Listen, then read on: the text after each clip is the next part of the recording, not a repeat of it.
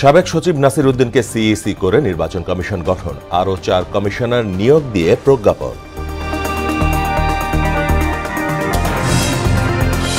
সশস্ত্র বাহিনী দিবসে শিখা অনির্বাণে রাষ্ট্রপতি প্রধান উপদেষ্টার শ্রদ্ধা, বিপ্লবোত্তর বাংলাদেশ গঠনে ঐক্যবদ্ধ থাকার আহ্বান। মূল্য নির্ধারণ কাঠামো সংস্কার হলে জ্বালানি মূল্য কমানো সম্ভব বলছে সিপিডি, বিশেষ অডিটের মাধ্যমে ব্যয় সাশ্রয়ের পরিকল্পনায় বিইআরসি। এবং ইউক্রেন রাশিয়া সংঘাত ঘিরে তৃতীয় মহাযুদ্ধের শঙ্কায় বিশ্ব, যুক্তরাষ্ট্র রাশিয়া স্নায়ুযুদ্ধ প্রকট, এশিয়া মহাদেশেও লাগতে পারে আঁচ।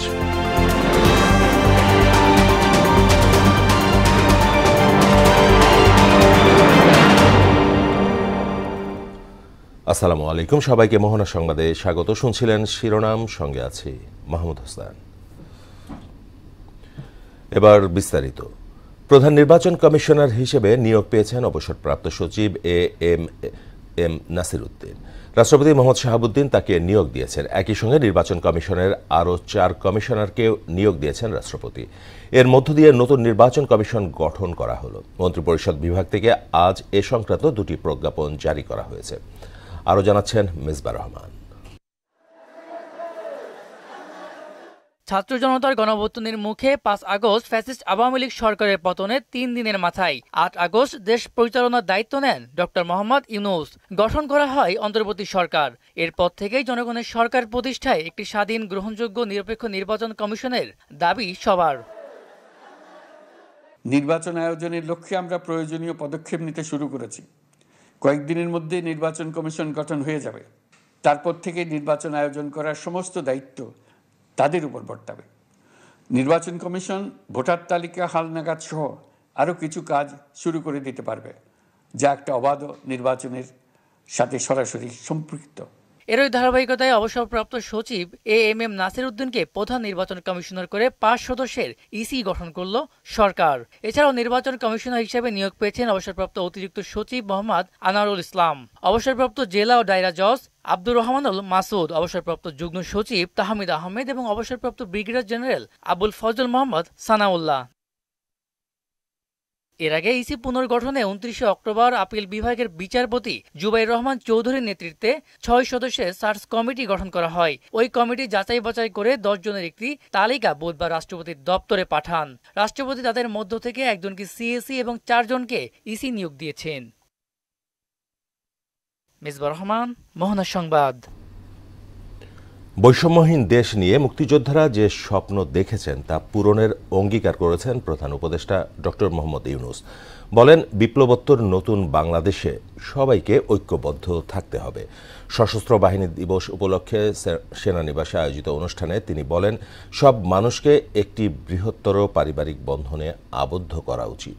এর আগে স্বাধীনতা যুদ্ধে সশস্ত্র বাহিনীর শহীদ সদস্যদের প্রতি শ্রদ্ধা নিবেদন করেন রাষ্ট্রপতি ও প্রধান উপদেষ্টা। নাসির উদ্দিনের রিপোর্ট।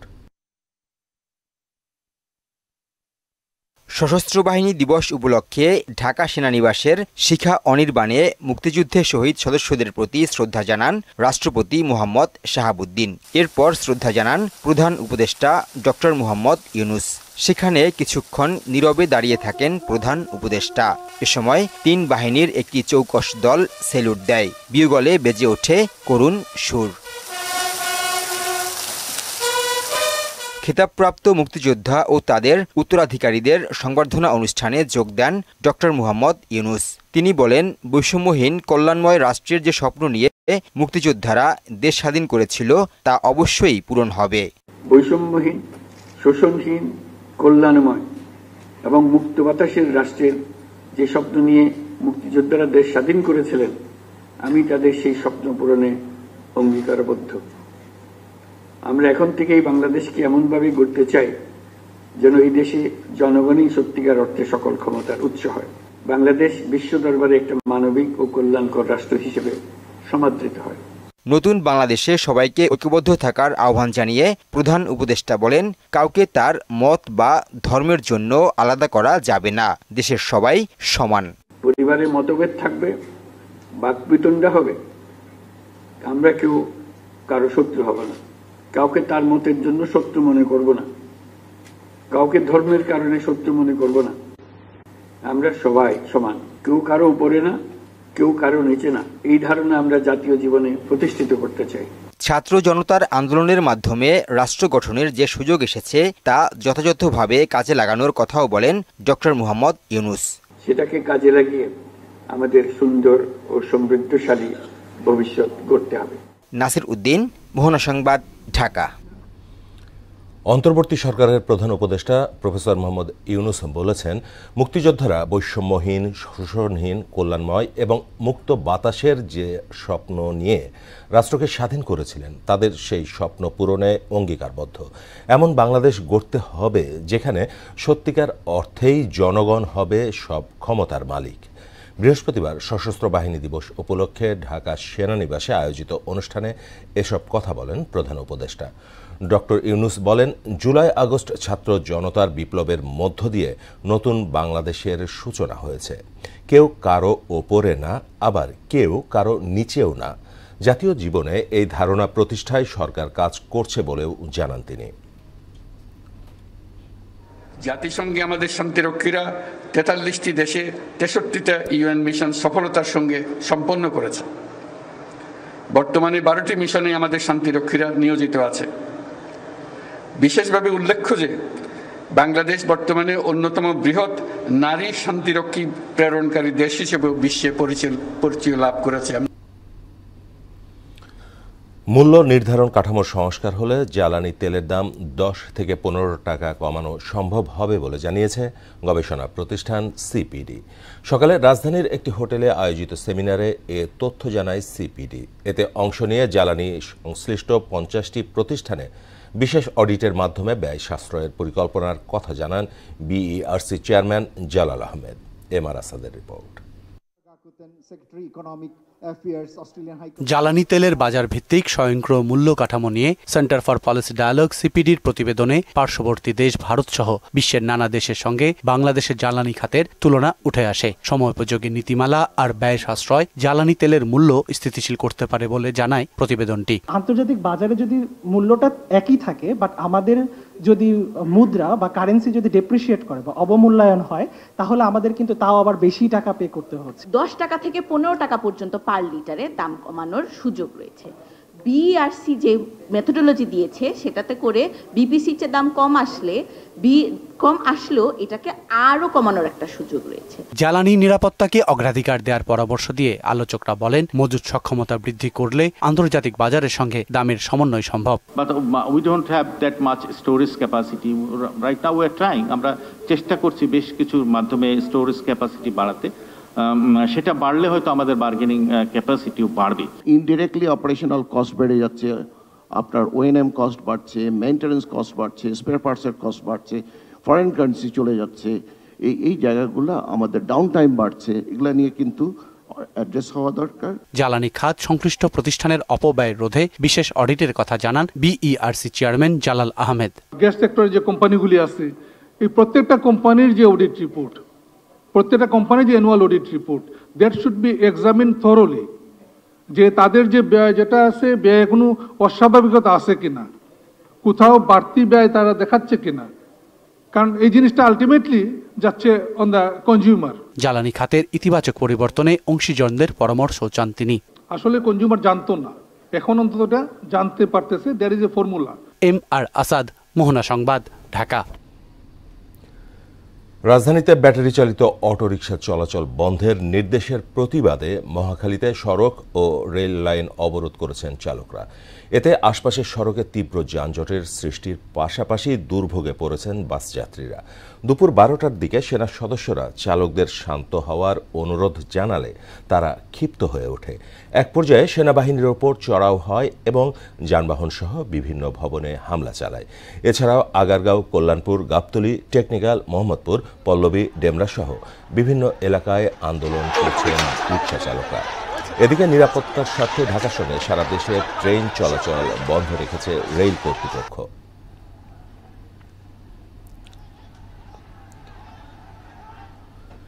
বিএনপি মহাসচিব মির্জা ফখরুল ইসলাম আলমগীরের সঙ্গে সাক্ষাৎ করেছেন ভুটানের রাষ্ট্রদূত রিনচেন কুয়েনসিল। গুলশানে চেয়ারপারসনের কার্যালয়ে ঘণ্টাব্যাপী এই বৈঠকে দুই দেশের দ্বিপক্ষীয় স্বার্থ সংশ্লিষ্ট বিষয় নিয়ে আলোচনা হয়েছে। বৈঠকে বিএনপির স্থায়ী কমিটির সদস্য আমির খসরু মাহমুদ চৌধুরী ও সাংগঠনিক সম্পাদক শামা ওবায়েদ উপস্থিত ছিলেন। বৈঠক শেষে আমির খসরু বলেন, ভুটানের রাষ্ট্রদূতের সাথে বৈঠকে দুই দেশের সম্পর্ক নিয়ে আলোচনা হয়েছে। ভবিষ্যতে দুই দেশের অর্থনৈতিক সম্পর্ক জোরদার করার চেষ্টা চলছে।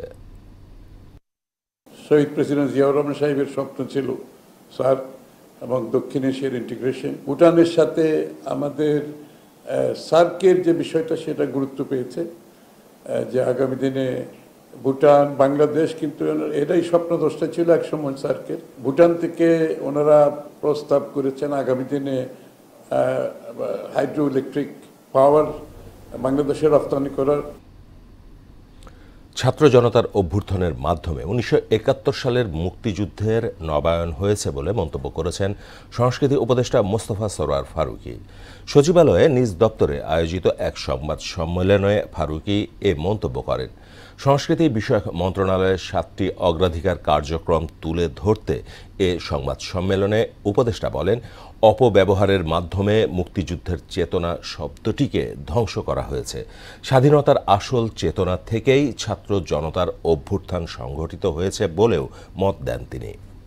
মুক্তিযুদ্ধের চেতনা রিনিউড হয়েছে 24-এর অভ্যুত্থানে। মুক্তিযুদ্ধের চেতনা বলে বলে শব্দটা শেষ করে ফেলা হয়েছে।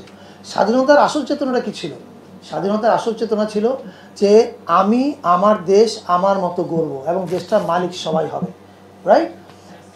দুঃখজনকভাবে হলো সত্য যে এটা ঘটে নাই বলেই 24টা অবশ্যম্ভাবী হয়ে উঠেছে। সম্পদের বিবরণী জমা দিতে দৌড়ঝাঁপ শুরু করেছেন সরকারি কর্মকর্তারা।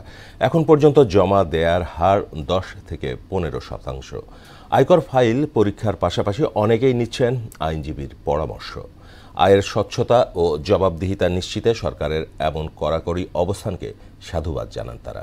30 নভেম্বরের মধ্যে অন্তর্বর্তী সরকারের সদস্য সহ প্রত্যেককেই বিবরণী জমা দেবে বলে জানান আইন উপদেষ্টা আসিফ নজরুল। নাসিরউদ্দিনের প্রতিবেদন। তৎকালীন তত্ত্বাবধায়ক সরকারের আমলে সবশেষ 2008 সালে সম্পদের হিসাব জমা দেন সরকারি কর্মচারীরা। 16 বছর পর আবার তারা এই হিসাব দিতে যাচ্ছেন। 5 বছর পর পর সম্পদের হিসাব জমা দেওয়ার নিয়ম থাকলেও এতদিন যথাযথভাবে পালন হয়নি। এখন প্রতি বছর তাদের এই হিসাব দেওয়ার বিধান করা হয়েছে। গেল 1 সেপ্টেম্বর জনপ্রশাসন মন্ত্রণালয়ের এক বিজ্ঞপ্তিতে সরকারি কর্মচারীদের সম্পদ বিবরণী দাখিলের নির্দেশ দেয় অন্তর্বর্তী সরকার। যাদের আয় কর সীমার নিচে তাদের আয়কর রিটার্ন জমা দিতে হয় না, তবে সম্পদের বিবরণী জমা দেওয়ার ক্ষেত্রে আয় সীমা বিবেচনায় আসবে না। সম্পদ বিবরণীর ক্ষেত্রে আমার ওয়াইফের আলাদা টিন থাকতে পারে, কিন্তু তার বিবরণীটাও আমাকে এখানে দিতে হবে, তবে এখানে তার টিন উল্লেখ করে দিতে হবে। নবম বা তদূর্ধ্ব গ্রেডধারীরা সম্পদের বিবরণী দাখিল করবেন প্রশাসনিক মন্ত্রণালয় বা বিভাগীয় সচিবের কাছে, আর 10ম থেকে 20 গ্রেডের কর্মকর্তারা দেবেন নিয়োগকারী কর্তৃপক্ষের কাছে। মন্ত্রণালয়ের নির্ধারিত ছকে সম্পদের তথ্য উল্লেখ করতে হবে। কর্মকর্তারা বলেন, সরকারের এমন উদ্যোগে দুর্নীতি কমবে। সকলের জন্য এটা সুন্দর একটা পন্থা এবং সবার স্বচ্ছতা জবাবদিহিতার বিষয়টি নিশ্চিত হবে। এতে সবার হতাশা যে সন্দেহ এটা কেউ আর এটা থাকবে না। খুবই অ্যাপ্রিসিয়েটেড যে এভাবে একটা সিস্টেম করেছে গভর্নমেন্ট। এতে যত দুর্নীতি আছে যা কিছু আছে সব কিছুই আশা করি এটা লাঘব হবে। বর্তমানে দেশে সরকারি কর্মচারী প্রায় 15 লাখ। আলাদা মন্ত্রণালয় ও বিভাগে খোঁজ নিয়ে জানা যায় এখন পর্যন্ত জমা দেওয়ার হার কম বেশি 10%। সরকার দপ্তর দিচ্ছে, সেই দপ্তরের মাধ্যমে আমাদের এই প্রশাসন শাখায় আসতেছে 10-12টা আসছে এবং সবাই প্রসেসিং, সবাই এই জিনিসটা নিয়েই ব্যস্ত আছে। 17 নভেম্বর দ্বিতীয় দফায় তাগাদা দিয়ে সরকারি কর্মকর্তাদের চিঠি দিয়েছে জনপ্রশাসন মন্ত্রণালয়। প্রত্যেককে সিলগালা খামে সম্পদের হিসাব জমা দিতে হবে। অন্তর্বর্তী সরকারের উপদেষ্টারাও সম্পদের হিসাব দেবেন। আমাদের যে উপদেষ্টা পরিষদের আমাদেরও দেওয়ার কথা, ডিটেইল জমা দিব। যেহেতু কারো ট্যাক্সের বিবরণী দিতে দেরি হয়ে যাচ্ছে, এই জন্য একটু টাইম লাগছে, বাট সবাই দিব। এবছর 30 নভেম্বরের মধ্যে সম্পদের হিসাব জমা দিতে হবে। মাসের শেষে শুক্র শনিবার পড়ায় সময় শেষ হবে 2 দিন আগেই। জনপ্রশাসন মন্ত্রণালয় বলছে, বিবরণীতে মিথ্যা তথ্য দিলে সেটি শাস্তিযোগ্য অপরাধ বলে গণ্য হবে। নাসির উদ্দিন, মোহনা সংবাদ, ঢাকা। আন্তর্জাতিক প্রসঙ্গ। ইউক্রেন রাশিয়া সংঘাত ঘিরে তৃতীয় মহাযুদ্ধের শঙ্কায় বিশ্ব। সম্প্রতি মার্কিন ক্ষেপণাস্ত্র দিয়ে ইউক্রেনের সশস্ত্র বাহিনী রুশ ভূখণ্ডে হামলা করার পরই যুক্তরাষ্ট্র রাশিয়ার স্নায়ুযুদ্ধ প্রকট হয়ে উঠেছে। বিশেষজ্ঞদের মতে রাশিয়া যদি পরমাণু অস্ত্র ব্যবহার করেই ফেলে তবে এই যুদ্ধ দেশে দেশে ছড়িয়ে পড়তে পারে। এশিয়ায় রাশিয়ার বেশ কিছু বন্ধুরাষ্ট্র থাকায় এ মহাদেশেও লাগতে পারে যুদ্ধের আঁচ। বিস্তারিত থাকছে কাজী শাহরিনের ডেস্ক রিপোর্টে। যুক্তরাষ্ট্রের দেয়া দূরপাল্লার ক্ষেপণাস্ত্র দিয়ে প্রথমবারের মতো রাশিয়ার ভূখণ্ডে হামলা চালিয়েছে ইউক্রেন। ফলশ্রুতিতে যথাযথভাবে এর জবাব দেওয়ার হুঁশিয়ারি দিয়েছে মস্কো। যুক্তরাষ্ট্রের দেয়া এই ক্ষেপণাস্ত্র ব্যবহারে ইউক্রেনের উপর নিষেধাজ্ঞা ছিল। এরই মধ্যে বাইডেন প্রশাসনের অনুমোদনের পর তা ব্যবহার করে রুশ ভূখণ্ডে হামলা চালিয়েছে কিয়েভ। প্রতিশোধ হিসেবে ইউক্রেনের পরমাণু অস্ত্র ব্যবহারের অনুমতি দিয়েছেন রুশ প্রেসিডেন্ট ভ্লাদিমির পুতিন। এই বিধ্বংসী পরমাণু অস্ত্রের থাবায় লাখো মানুষের জানমালের ক্ষতি হতে পারে বলে শঙ্কা করছেন বিশ্লেষকরা। যুক্তরাষ্ট্র থেকে প্রাপ্ত এই ক্ষেপণাস্ত্র ব্যবস্থাটি যেন রাশিয়ার অভ্যন্তরে ইউক্রেন ব্যবহার না করতে পারে, এই নিয়ে যুক্তরাষ্ট্রের পক্ষ থেকে এক ধরনের নিষেধাজ্ঞা ছিল। কিন্তু সম্প্রতি আমরা দেখলাম যে যুক্তরাষ্ট্র ইউক্রেনকে সেই অনুমতিটি দিয়েছে এবং এর ফলে আজকের এই আক্রমণ। রাশিয়া ইউক্রেনের ক্রিমিয়া ও ডনবাস অঞ্চল দখল করায় ইউক্রেন ও রাশিয়ার কার্কস অঞ্চলে অনুপ্রবেশ ঘটায়। তবে কার্কস পুনর্দখলে রাশিয়ার প্রচেষ্টা বন্ধে ইউক্রেন ক্ষেপণাস্ত্র ব্যবহারের অনুমতি নেয় বলে মনে করেন এই বিশ্লেষক। যুক্তরাষ্ট্রের এই সিদ্ধান্তটি রাশিয়া খুব ভালোভাবে নেয়নি এবং তারা মনে করছে এই সিদ্ধান্তের মধ্য দিয়ে যুক্তরাষ্ট্রের যুদ্ধে সরাসরি জড়িয়ে পড়ল এবং এর ফলে রাশিয়া এখন হুমকি দিচ্ছে যে প্রয়োজনে তারা আণবিক অস্ত্র ব্যবহার করতে পারে এই যুদ্ধে তাদের অবজেক্টিভ ফুলফিল করার জন্য।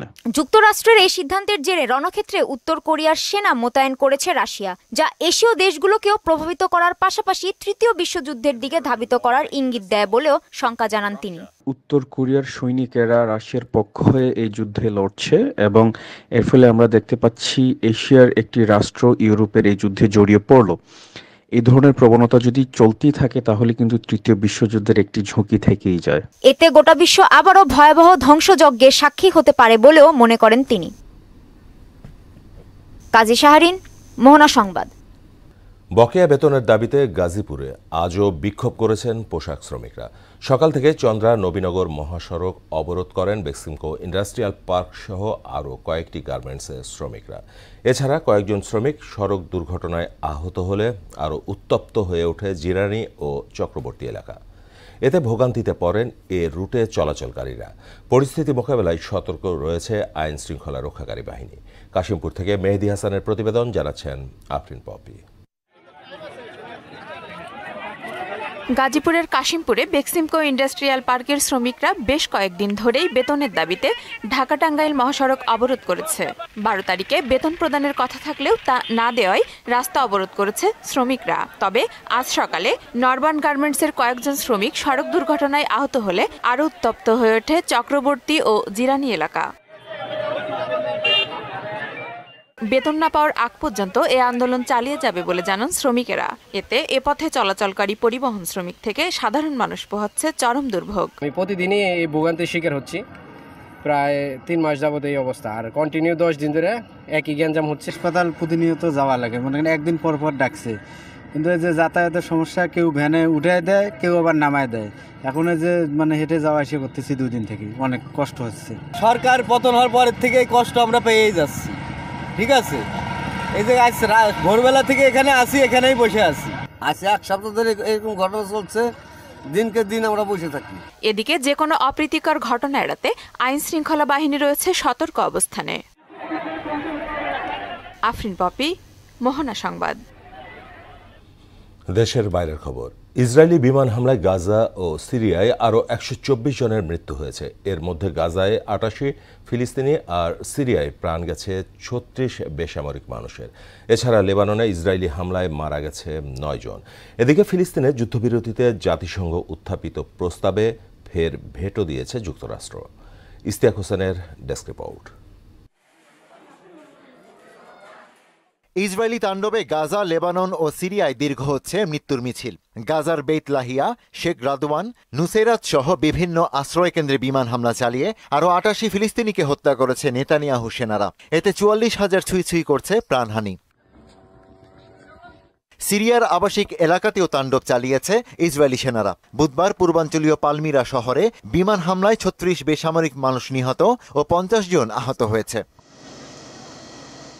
হামলা থেমে নেই লেবাননেও। হিজবুল্লাহকে ঘায়েল করতে আবাসিক এলাকায় বিমান হামলা চালিয়ে আরও ৯ বেসামরিক মানুষকে হত্যা করেছে ইসরায়েল। এতে এক বছরে লেবাননে ৩৫০০ ছাড়ালো প্রাণহানি।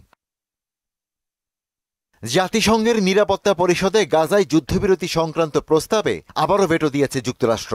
যুদ্ধবিরতি প্রস্তাবে হামাসের হাতে জিম্মিদের মুক্তির বিষয়টি উল্লেখ করা হয়নি বলে ভেটো প্রয়োগ করেছে আমেরিকা। স্থানীয় সময় বুধবার নিউ ইয়র্কে জাতিসংঘের সদর দপ্তরে অনুষ্ঠিত প্রস্তাবের পক্ষে নিরাপত্তা পরিষদের স্থায়ী ৪টি এবং অস্থায়ী ১০ দেশ ভোট দেয়। ইশতিয়াক হোসেন, মোহনা সংবাদ। খেলার খবর ক্রিকেট। বাংলাদেশ ক্রিকেট দলের সিনিয়র সহকারী কোচের দায়িত্ব পাওয়ার ২ সপ্তাহ পর নতুন এক দায়িত্ব পেলেন মোহাম্মদ সালাউদ্দিন। ওয়েস্ট ইন্ডিজ সফরে ডেভিড হেম্প না থাকায় তার পরিবর্তে ব্যাটিং কোচের দায়িত্বে থাকবেন তিনি। হেম্প মূলত বাংলাদেশ ক্রিকেটেরই হাই পারফরম্যান্স দলের কোচ হিসেবে নিয়োগ পান ২০২৩ সালে। পরে জাতীয় দলে ব্যাটিং কোচের শূন্যতা তাকে দিয়ে পূরণ করা হয়। তবে সালাউদ্দিনকে সিনিয়র সহকারী কোচ পদে নিয়োগ পাওয়ায় হেম্প ক্যারিবীয় সফরে সঙ্গী হননি বলে ক্রিকবাজকে জানান বিসিবির ক্রিকেট অপারেশনের প্রধান শাহরিয়ার নাফিস। ক্রিকেটের ২ পরাশক্তি ভারত ও অস্ট্রেলিয়ার মধ্যে বর্ডার গাভাস্কার ট্রফি শুরু হচ্ছে আগামীকাল। সিরিজের প্রথম টেস্ট শুরু হবে পার্থের অপটাস স্টেডিয়ামে বাংলাদেশ সময় শুক্রবার সকাল 8:30টায়। সিরিজটি আইসিসি টেস্ট চ্যাম্পিয়নশিপের অংশ হওয়ায় ২ দলই সর্বোচ্চ শক্তি নিয়ে মাঠে নামবে। টেস্ট ফরম্যাটে অস্ট্রেলিয়া এগিয়ে থাকলেও বর্ডার গাভাস্কারে এগিয়ে ভারত। টেস্ট ইতিহাসে ১০৭ বারের মুখোমুখিতে ভারতের ৩২টির বিপরীতে অজিদের জয় ৪৫টিতে। বর্ডার গাভাস্কার ট্রফি ভারত 10 আর অজিরা জিতেছে 5 বার।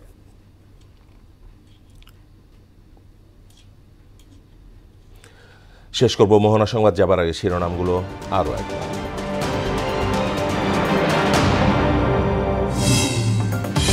সাবেক সচিব নাসির উদ্দিনকে সিইসি করে নির্বাচন কমিশন গঠন, আরও 4 কমিশনার নিয়োগ দিয়ে প্রজ্ঞাপন।